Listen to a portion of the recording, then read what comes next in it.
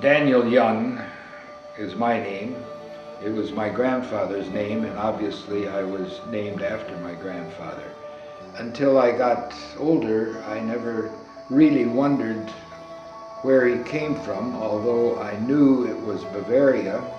Grandpa was very careful not to divulge the city and the whereabouts at all in Germany, because he was being conscripted, or was being sent notice that he had to join the Kaiser's army. They had saved enough by playing in this circus band and in various street bands to come to the United States, which he did. But what much more about him, other than his brother came over too and he lived in Duluth, I didn't know.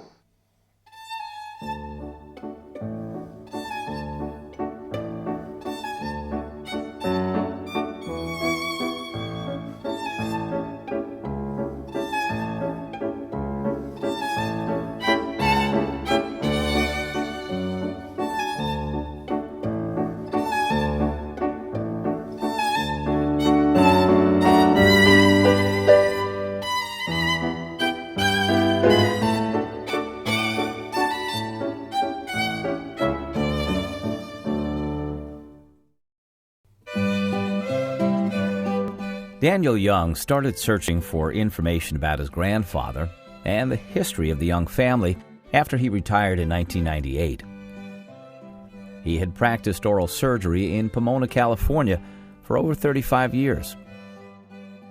All the information he had to go on was based on the stories he had heard from his grandpa Dan and from Dan's death certificate that listed his birthplace simply as Germany.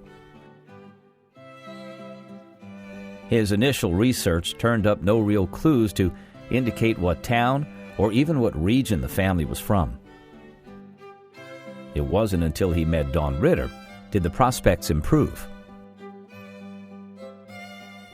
Dawn was somehow able to trace the family back to a small town in the Rhineland Pfalz region, to a town called Essweiler.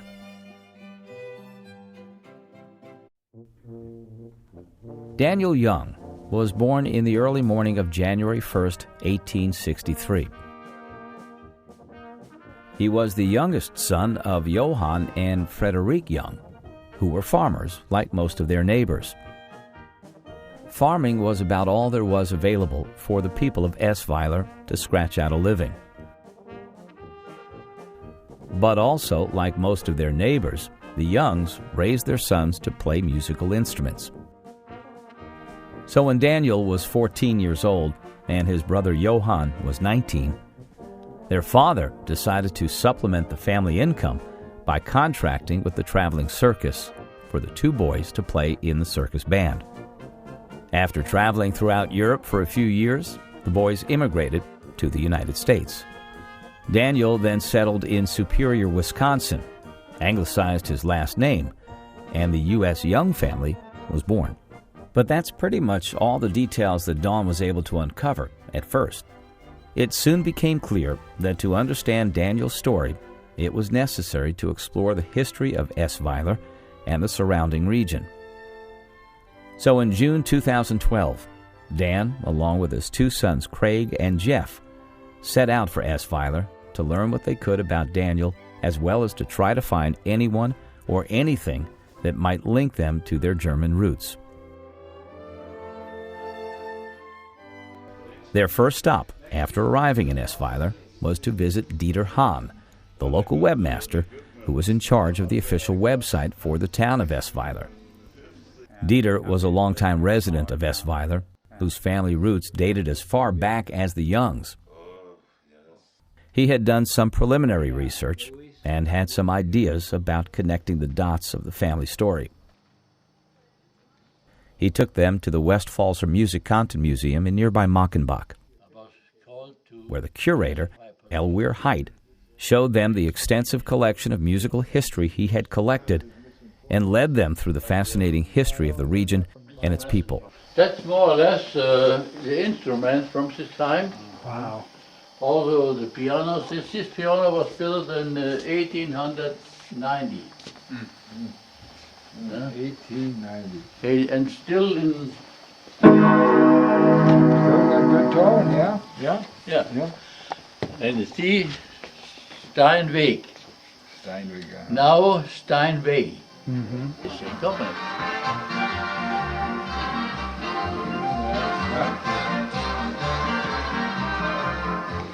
I'm from Mackenbach. I'm born here. I'm a musician. I directed the town band and a lot of other things. You know? Well, And they said you better collect everything for a museum. So it started in 1970.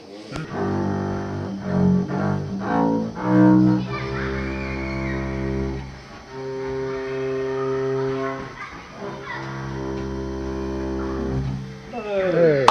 Yeah. Essweiler is located in the southwestern part of Germany, near the border of France, Belgium, and Luxembourg. While not a particularly fertile region, the area survived mostly through farming and suffered greatly from the many military conflicts that were fought over the centuries. Ironically, it was one such conflict that allowed the fortunes of the region to improve.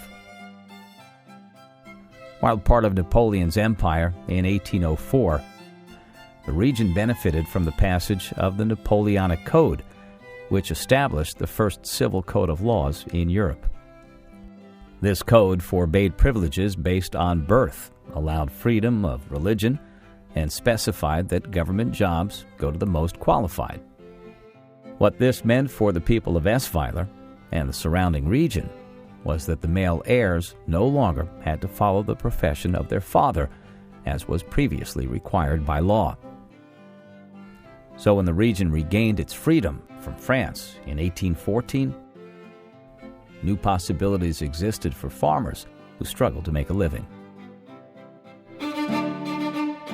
Opportunity came to fruition when some of the musically trained boys of the region started earning money by performing at local ceremonies and events. The idea of becoming a professional musician took root, and soon these local musicians were traveling to the surrounding regions to perform, which spread their notoriety and reputation.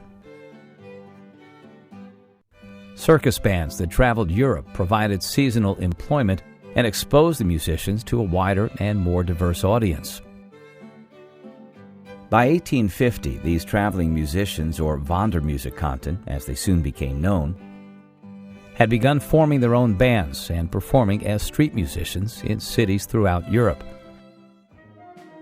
As was described by Scottish folk song expert George Gardner of the time, the musical field was occupied by German bands. 5 or 6 would be found in Edinburgh, and a corresponding number in all our large towns. These musicians were extremely accomplished, and the idea of a German band soon became synonymous with high-quality music. Michael Gilcher, a trumpet player, led one such band and became one of the most well-known musicians from Essweiler. His band typically played a variety of styles, such as opera, overtures, waltzes, and polkas, and included compositions by composers such as Mozart, Liszt, Verdi, and Strauss. As George Gardner said of Gilcher's band, their repertoire was remarkable. The excursion then set out for the Pfalzer Musikantenland Museum, located at the Lichtenberg Castle near the town of Kusel. The museum's curator, Paul Engel, had searched the archives for any information that might exist about Daniel Young. Unfortunately, though, his efforts were unsuccessful, turning up a different Daniel Young. He did provide a tour of the museum's collection and explained many more details about the travails of the Wandermusikanten. As the musicians' travels grew, soon to the United States, Russia, and Australia, so too did their opportunities and income. Michael Gilcher took his band to Boston in 1872, where, as Gardner explains, he had as many as 30 men under his command.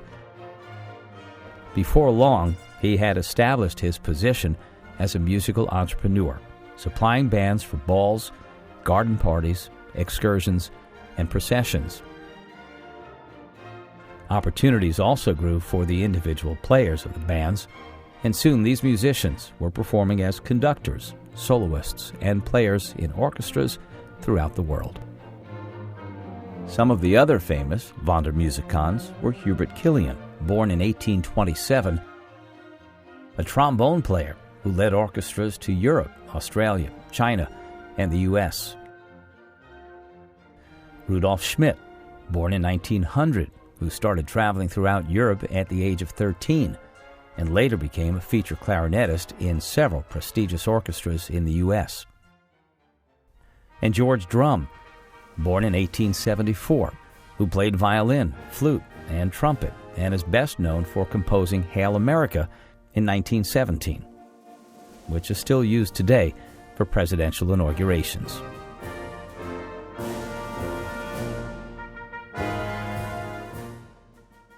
The Esweiler region is called the Musikantenland, or Music Land, and the sheer number of musicians that came from the area is astounding. Over 1,500 out of roughly 5,000 residents. There were 110 from Esweiler alone, which maintained a population of around 500. Life back in Esweiler was a unique one for the families of the musicians, while they waited for autumn when the men would often return home for the winter. Their arrival would be a joyous occasion, the men bringing with them their newfound wealth and gifts for the children. The town prospered as well, with a cottage industry developing to support the musicians, providing music lessons, tailoring and dyeing of uniforms, and instrument repair. The construction of new homes also increased, with the men bringing back exotic new house styles from their travels.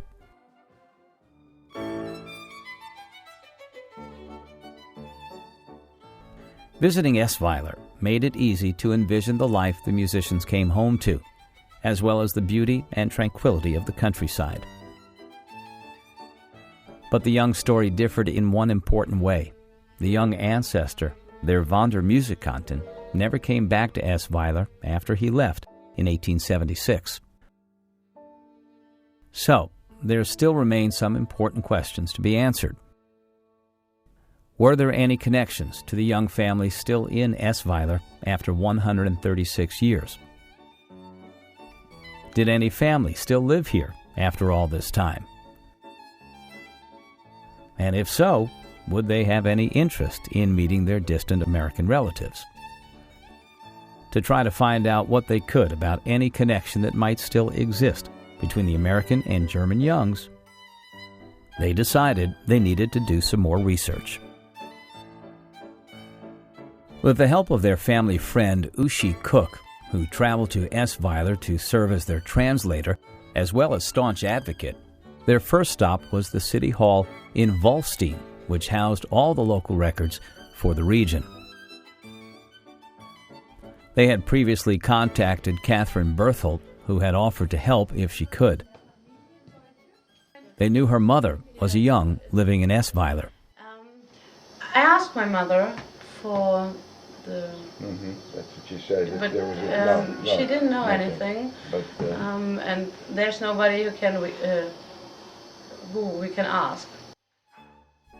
They decided to see if the official archives contained any information that might be helpful. They found the birth certificates for Daniel and his brother Johann, but they could find no direct connections to anyone still living in the region. So they followed the only lead they had, and that was Catherine's mother, Margit Young Klein. Even though they knew that she was not related, they had hoped she might be able to point them in the right direction. After all, Esweiler was a very small town. Margit and her husband owned a travel company that was started by Margit's father, aptly named Young Riesen, or Young Travel.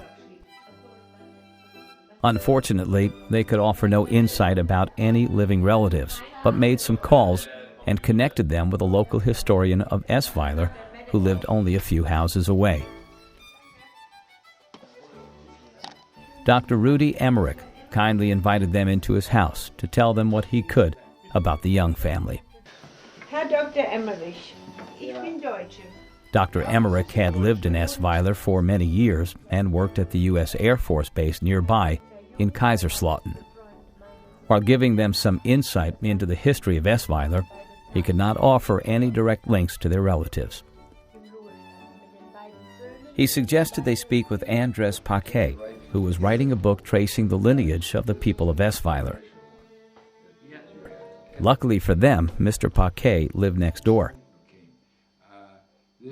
He graciously invited them into his home and offered to give them whatever information he could.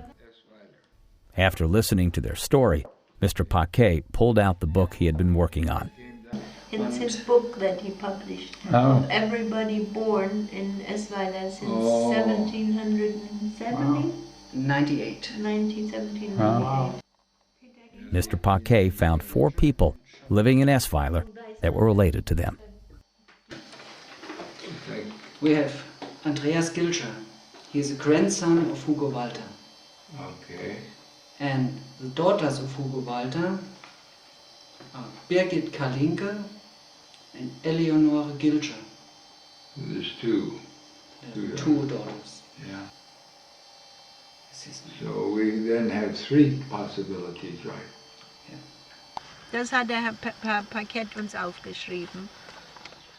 Uschi was able to reach Eleanor Gilcher by phone, and after some discussion, she set up a time to meet later that day at the Gilcher home. Schwester Birgit Kalinke sind auch die sind Töchter von dem Hugo Walter. But they had to wonder, how much interest would the Gilchers have in meeting their distant American relatives? Das muss uns der Herr Paquet mal genau aufschreiben. Ungefähr wissen wir es.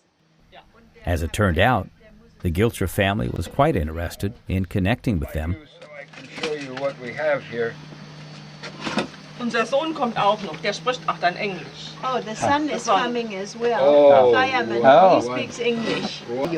Peter Jung And soon they were comparing their family trees over drinks on the patio. Eisen. You have that? Eleanor Gilcher had lived in Esweiler her whole life, and she and her husband had one son, Andreas, who soon joined them. Schönen guten Abend. Craig Young. Hello? I'm Jeff. Nice to meet you. Andreas. Oh boy, we got the whole family. The whole family. Hi. And the next generation, my son. Andreas was the local fire chief, which provided an interesting and coincidental connection to Daniel. They soon discovered another interesting connection, this one to the famous musician from Esweiler, Hubert Killian. Apparently, Hubert had been married to Eleanor's great-aunt Ermina. Eleanor had a copy of a letter Hubert and Ermina's son Adolf had written to a friend in Esweiler from his home in New York in 1955. The letter included a copy of a photo of the Killians, which was in fact the same photo, touched up and with Ermina cropped out, that they had seen displayed in the Musikanten museums. The letter reminisced about the days of the Esweiler musicians, detailed the achievements of Adolf's many musician friends and relatives, and described how well respected the musicians were in America. This discovery seemed to be a reminder about how the modern story and the connection between the 2 branches of the Young family was so strongly linked to the Wandermusikanten of the 19th century and the days of Daniel.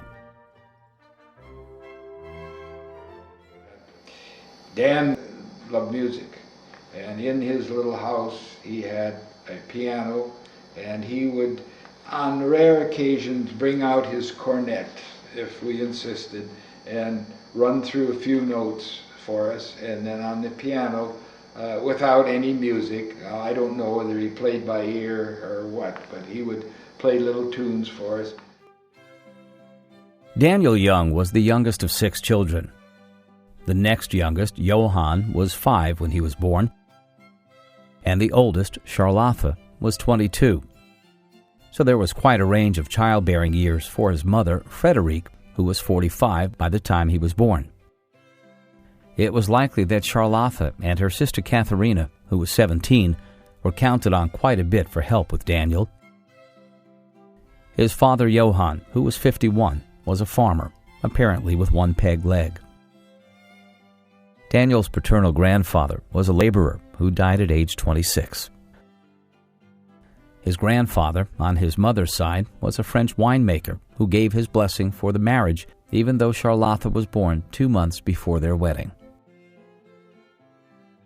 Life in Essweiler in the mid-19th century would have been difficult, although the young children did receive some education, and their father Johann also found a way to provide music lessons.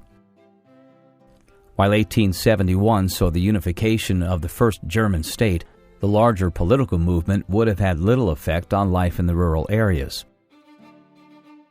The many wars, on the other hand, would have been devastating for the people who not only supplied the soldiers, but also paid increased taxes to support the conflicts. The decision in 1876 to hire Daniel at age 14 and Johann at age 19 to the circus band was probably not a difficult one. The family would have needed the income, and there was ample local evidence that it was possible to earn a good living as a traveling musician. Both Daniel and Johann were accomplished cornet players and probably had no trouble getting a job with the band. Plus, their father Johann would have been 65 and would have been reaching the end of his productive life as a farmer. The oldest son, Michael, would likely inherit the farm, so the prospects for the boys in Essweiler were probably dim. It's entirely possible that Johann and Frederique may have sent the boys out with the hope that they would find a better life somewhere in the world. They may have even helped them plan a way to immigrate to the United States. In any event, Daniel and Johann, who became known as John, traveled through Europe for a few years with the circus.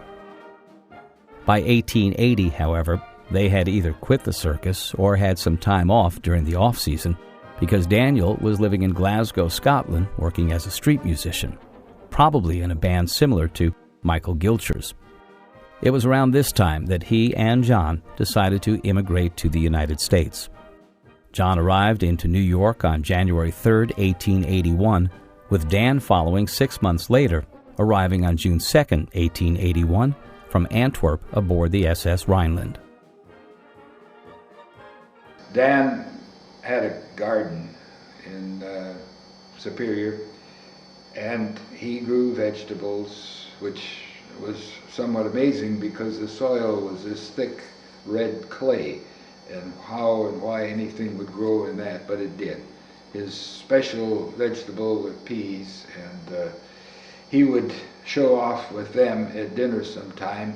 After he had his mashed potatoes, he would garner a huge dollop or a huge tablespoon of potatoes, and from approximately a foot high he'd whap them down on his plate, and of course that would spread them out and cause a lot of laughter from I and the rest of the people there. He loved the showmanship of doing that at dinner. Much of Dan's early life in the United States remains unknown. However, we do know that he settled in Superior, Wisconsin near his brother John, who lived just over the Minnesota border in Duluth. They had both by this point anglicized their names to Young. John became a well-known cornet player in various orchestras and ran the revenues at the Lyceum Theater. He raised a family of 5 sons with his wife Agnes and spent the remaining 65 years of his life in Duluth. Dan was married on December 23, 1885 to Kitty Tracisse. Kitty was born in Michigan, of English descent, and had been working as a maid for an English family in Ontario, Canada. Dan continued to play the cornet, and in 1888 he founded the first brass band in Superior with an acquaintance who worked as a blacksmith. He was paid $25 a month to lead the band, and as part of the deal, he agreed to provide music lessons to several members. He also received $25 a month working for the blacksmith. The band soon grew to 20 pieces and became known as the Superior City Band.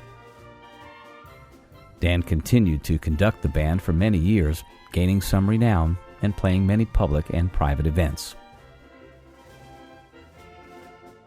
On May 1st, 1889, he became the first paid fireman in Superior by working as a janitor for the volunteer fire department, cleaning up the stables in the days of the horse-drawn engines.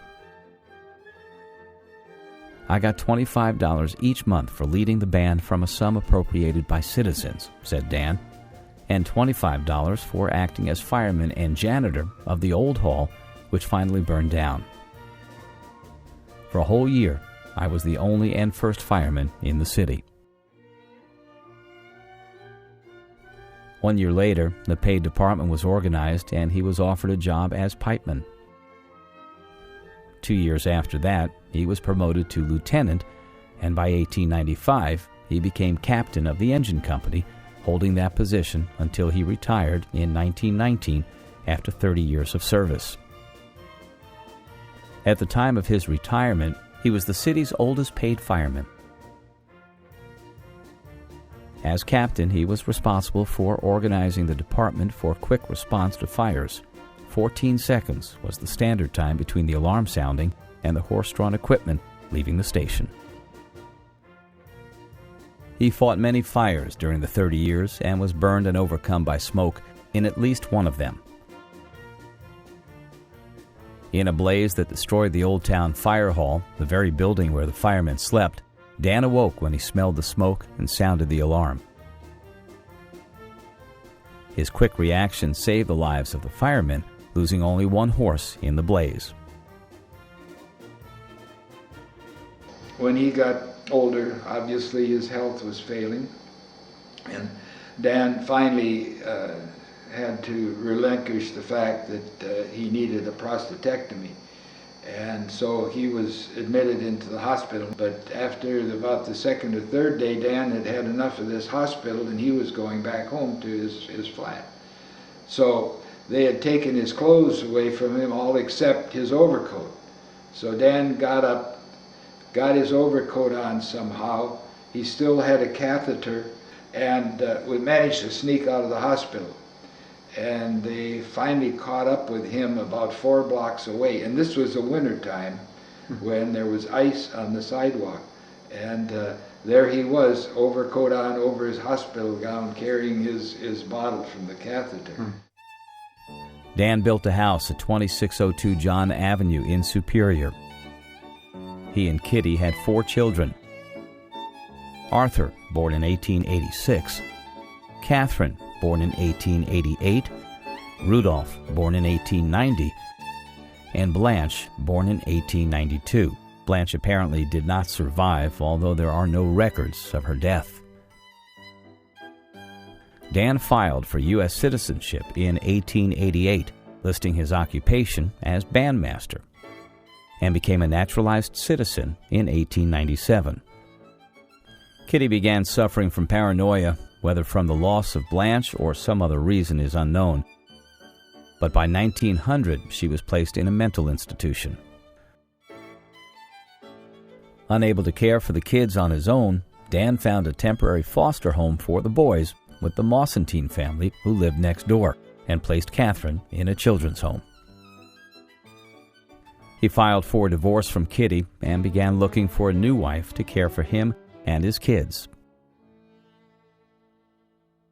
He soon found a suitable wife through the foster family, Frida Mosentine Flint, who was 26, had been previously married, and had a 3-year-old child of her own, named Amelia. It was likely a marriage of convenience, but it allowed Dan to bring his kids back home, along with his expanding family.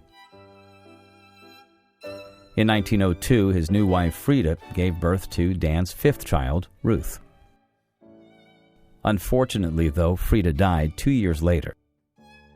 This put Dan once again in an immediate search of a wife with 4 children between the ages of 2 and 21.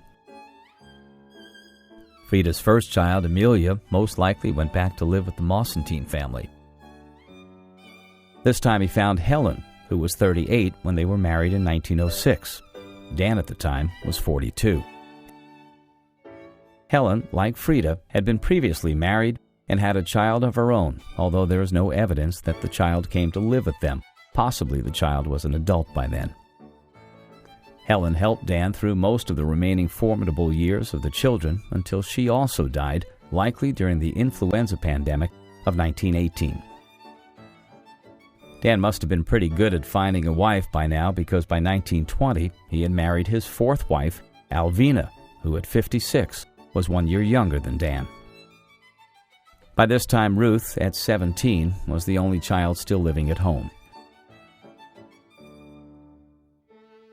This would prove to be Dan's longest marriage, almost 20 years, as he and Alvina were together until she died in 1939. After Alvina, Dan remained single for the last 15 years of his life, at some point moving to a multifamily house at 1615 Hewitt Avenue, where he lived most of his remaining years. After Dan retired, he kept busy. He kept his exercise up by making rounds around the city of Superior. He would visit, well, first of all, he would visit the hotel. He had a desk clerk there he talked to. Then he would go to the pool hall. Then he would go to the gas station. Then we'd go to the drugstore, and then to the grocery store, and then come back home. And he was so methodical in his trips that when we came down to visit, if we got held up or in the wintertime by snow or something, Dad would look at his watch and say, well, he's probably in the drugstore now. And sure enough, we'd find him in the drugstore. After Dan retired as captain of the fire department in 1919, he continued as a substitute fireman, filling in during vacations until 1924 at the age of 61. He also did some part-time work on the ore docks.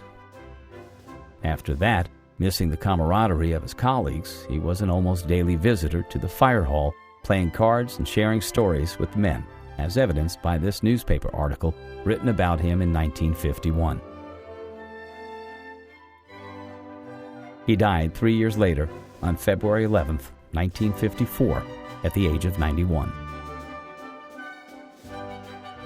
Dan would come to visit us. We lived in a little town called Kelly Lake, which was 72 miles exactly from Superior. But he was very regimented. He had a little paper bag that he carried his overnight gown on and his toothbrush, and would take the bus from Superior to Duluth and then the Greyhound up there, and we'd meet him. Dan loved children. Dan would come by on the weekends, obviously, and take me to the show.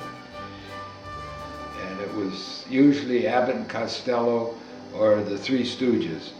And I can remember Dan sitting there, half awake and half asleep, bored to tears. For a gruff old German man, he was very kind-hearted and sentimental.